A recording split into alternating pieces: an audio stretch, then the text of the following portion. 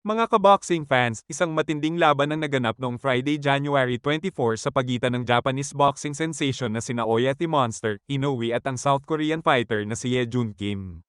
At sa fourth round pa lang, nagtapos na ang laban sa isang makasaysayang knockout.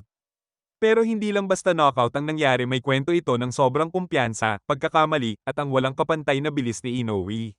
Bago ang lahat, huwag kalimutang mag-comment kung ano ang mga opinion nyo. Mag-like, mag-subscribe at i-hit ang notification button para lagi kayong updated sa mga bagong kong upload.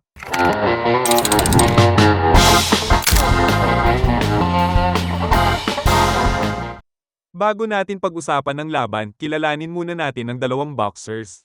Sina Oya Inoue, kilala bilang T-Monster, ay isa sa pinakamabilis at pinaka-technical na boxer sa kasalukuyan. Ay umakyat na ang kanyang record sa 29 wins, 0 losses, at 26 knockouts. Sa kabilang banda, si Ye Jun Kim mula sa South Korea ay isang rising star sa boxing. Bagamat kaunti ang experience, ipinakita niya ang kanyang lakas at determinasyon sa kanyang mga nakaraang laban. Pero, mga kaibigan, ibang level si Inoue. Bago magsimula ang laban, marami ang naghula kung ano ang magiging resulta. Si Inoue, syempre, ang paborito. Pero may ilan na nagsabi na baka ma-surprise siya ni Kim dahil sa lakas at bilis nito. Pero, mga kaibigan, may mga fans din na nagsabi na sobrang overconfident ni Kim. Sa kanyang mga interviews, parang sinasabi niya na kaya niyang talunin si Inoue. Mukhang nagpakita siya ng sobrang kumpiyansa. Pero, tulad nga ng sabi natin, huwag magpakumpiyansa kay Inoue. Simulan natin sa unang tatlong rounds. Sa round 1, makikita niyo na agad ang technical skills ni Inoue. Parehong boxers ay nag-iingat pero si Inoue ang mas dominant sa pagkontrol ng distansya. Sa round 2, sinubukan ni Kim na mag-agresibo. Pero ang bilis ni Inoue ang naging problema niya. Halos lahat ng suntok ni Kim na counter ni Inoue. Sa round 3, medyo nagpakita ng frustration si Kim. Makikita niyo sa kanyang mga galaw na gustong-gusto niyang makasuntok ng malakas pero hindi niya makuha ang timing. At dito na nagsimula ang kanyang overconfidence. Ngayon, dumako na tayo sa fourth round, ang pinaka-importanteng bahagi ng laban. Nagsimula ang round na ito na parang normal lang pero biglang nagpakita ng kakaibang kumpiyansa si Ye Jun Kim.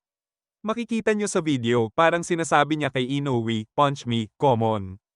Akala niya siguro hindi siya masasaktan. Pero, mga kaibigan, hindi niya alam kung sino ang kinakalaban niya. At dito na naganap ang matinding pagkakamali ni Kim. Dahil sa sobrang kumpiyansa niya, hindi niya namalayan ang bilis ng kamao ni Inoue. Biglang pumasok ang dalawang malalakas na combination na suntok ni Inoue. Diretso sa mukha ni Kim.